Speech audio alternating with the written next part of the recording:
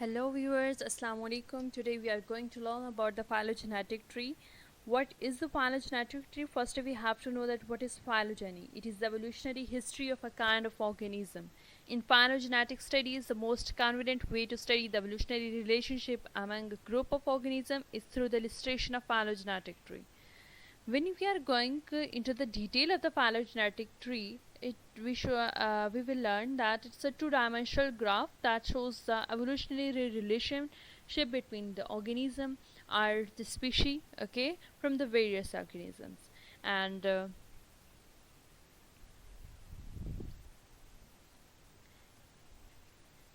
here we can say that the phylogenetic tree is also known as evolutionary tree, a tree that shows the evolutionary relationships among the various biological sciences. Their phylogeny based upon the similarities and differences present in their physical and genetic characteristics. And we can also say that this is a relationship this is the graph, this is the graphical representation or the dramatical representation of the relationships from ancestor to the present day species, or from ancestor to descendants whose we are the descendants.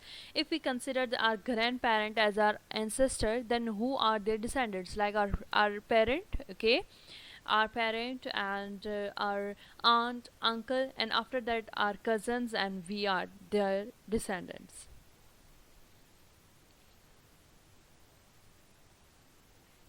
When we are going to talk about the different kind of nodes can be external or internal. Each internal node, this is the internal node, okay, and each internal node represent the last common ancestor of the two lineage, okay.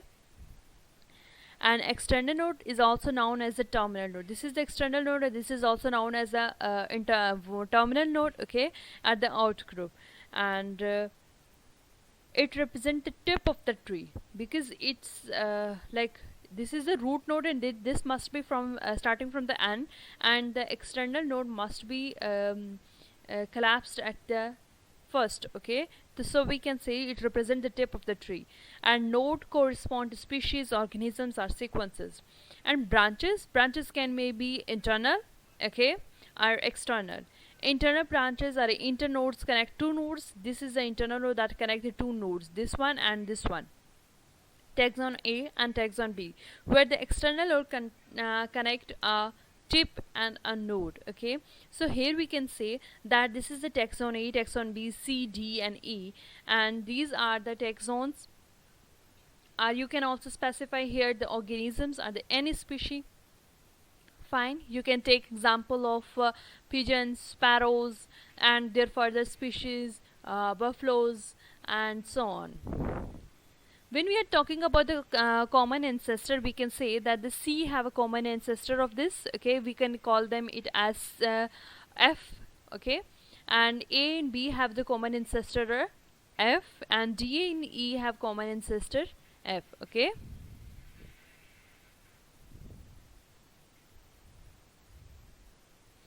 When we are going to talk about the types of the phylogenetic trees, these are not actually the major types, these are the tree terminologies, okay.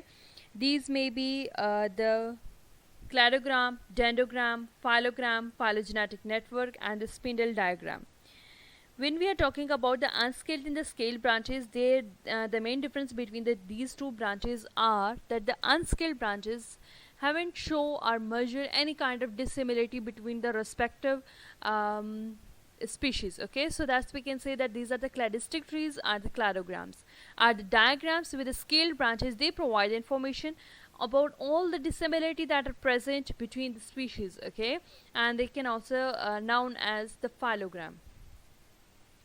Phylogenetic trees can be rooted or unrooted. That depends upon the information. If we have if we have any species, okay, like considered the species of horse, and we have information, a detailed information about their ancestor, then we can draw a rooted phylogenetic tree of horse. And if we don't know about the any respective species, okay, ancestors information, then we will draw their tree will be unrooted, okay. A rooted tree has a root that denotes a common ancestry. An unrooted tree, all these species have the degree of the kinship, okay, among the taxa or the evolutionary path. And here you can see about the unscaled, scaled, and rooted and unrooted trees. These are the two important or the major types of phylogenetic trees. One is the bifurcating tree, and the second one is the multifurcating tree. Their names shows that the bifurcating tree is a tree that bifurcates and maximum of two descendants, okay, like every two descendants arise from each of their interior nodes, and same for the multifurcating tree, that they has multiple descendants arising from each of their interior nodes.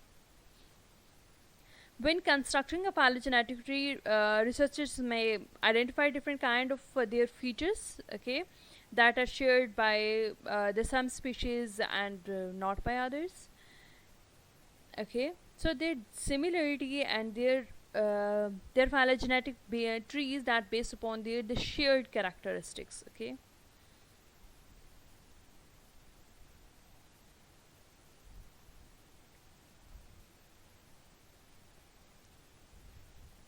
And if we have a different species, okay, and we want to compare their homologous genes, the DNA sequences from the closely related species that are most closely related to each other, so their sequences must be distance related species, okay.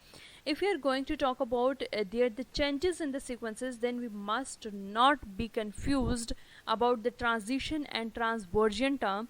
Transversion term is the term that is learned, okay, daily, like G is being aligned with C and C is being aligned with G and so on, A, T and TA. While in transition we have some like conversion, fine.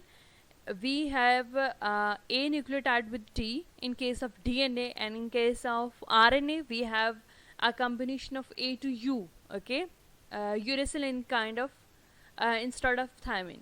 And while in the transition we will align A with G and G with A. And other terms are insertions and deletion. Insertions mean the addition of one or more the sequences, okay. If you want to include any sequence, then you may, that term will be called as insertion or addition, and the deletion, that must be the removal of one or more sequences. Here you can see that A is being aligned with T and G is being aligned with C, then it means that this is the transversion process, okay. And here is the main and important discussion that how we can construct a phylogenetic tree. We must have to write the taxas manually, okay. First we have to write the taxas on one side and their characters on the other side, fine, and then align their characters of their nucleotide sequences. If here is the A and the first character of the nucleotide sequence, then we must have to compare the other taxon or the species and organism or any kind of the mammal sequence character over here, that must be aligned between each other, okay. And we can align them like pairwise at the distant dot matrix. So here goes some the type of the data. Let me tell you about the sequence alignment. Sequence alignment is essentially preliminary to the tree reconstruction, the data that is used in the reconstruction of a DNA, okay. That's based the phylogenetic tree that is obtained when we compare the two or the more nucleotide sequences. And the type of the data means like the distance base and the character base. In the case of distance, we have to calculate the distance between the two branches, okay, the two species, and then that how closely related they are and how they are distantly related to each other, okay. And then we can construct a phylogenetic tree. And in the case of the character base, we have to align their characters, fine. And these are the different methods that includes the UPGMA, minimum evolution, neighbor joining, maximum likelihood, and maximum parsimony. This is the alignment criteria, okay. Here you can say that I have kept some of these characters for the two sequences, okay. And you can also align the sequences by comparing the character of the nucleotide sequences of the different species, fine. And after then the last